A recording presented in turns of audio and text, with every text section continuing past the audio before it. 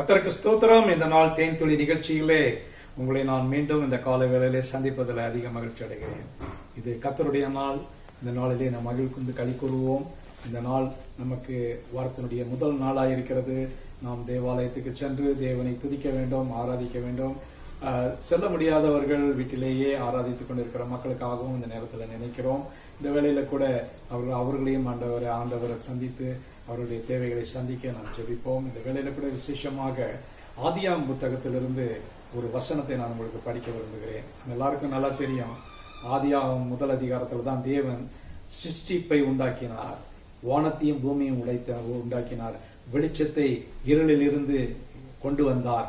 இப்படி அநேக காரியங்கள் நடந்தது. மிருகங்களையும் எல்லா காரியங்களையும் அவர் படைத்தார் என்று பார்க்கிறோம். கடைசியாக ஒரு மனிதனையும் உண்டாக்கினார், அவனுக்கு ஒரு ஏற்ற துணையை கொடுத்தார் என்று பார்க்கிறோம். இந்த வேளையில முதலாம் அதிகாரம் 28வது வசனத்துல பார்க்கின்ற பொழுது, பின்பு தேவன் அவர்களை நோக்கி, ஆதாமையும் ஏவாளையும் நோக்கி, நீங்கள் பலுகி பெருகி பூமியை நிரப்பி அதை கீழ்ப்படுத்தி சமுத்திரத்தின் மச்சங்களையும் ஆகாயத்து பறவைகளையும் பூமியின் மேல் நடமாடுகிற சகல ஜீவ ஜந்துக்களையும் ஆண்டு கொள்ளுங்கள் என்று சொல்லி தேவன் அவர்களை ஆசீர்வதித்தார்.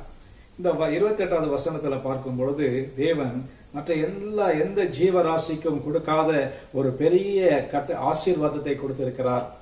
அவைகளெல்லாம் தானாகவே பலுகி பெருகி கொண்டு வந்தது. ஆனால் இவர்களுக்கு விசேஷித்த காரியத்தை கொடுத்தார்.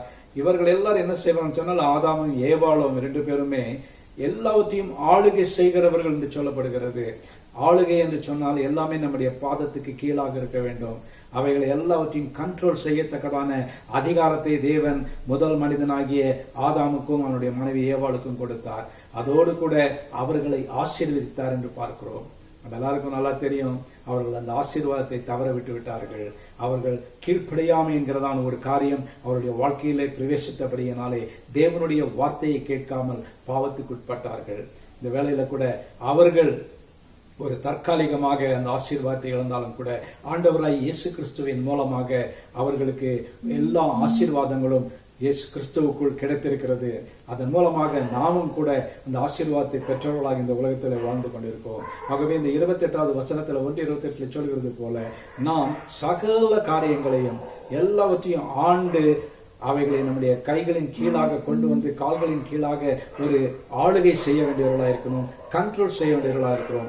அப்படி செய்கின்ற வேளையில தேவன் மகிமைப்படுவார். அதோடு கூட உங்களையும் என்னையும் ஆசீர்வதிக்கிற தேவனாய் இருக்கிறார். இந்த ஆசீர்வாதத்தை இந்த நாளிலே நாம் பெற்றுக்கொள்வோம்.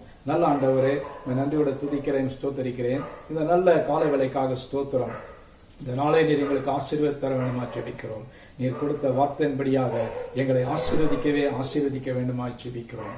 ஆதாமையும் ஏவாளையும் ஆசீர்வதித்த தேவன், இந்த நாளிலே நீர் எங்களையும் ஆசீர்வதித்து ஆண்டவரே பலுகி பெருகி எல்லாவற்றின் மீதும் ஆளுகை செய்ய எங்களுக்கு உதவி செய்ய வேண்டுமா ஜெபிக்கிறோம்.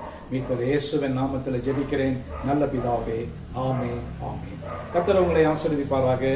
இந்த நாள் ஒரு ஆசீர்வாதமான மன மகிழ்ச்சியின் நாளாக நமக்கு அமையும்.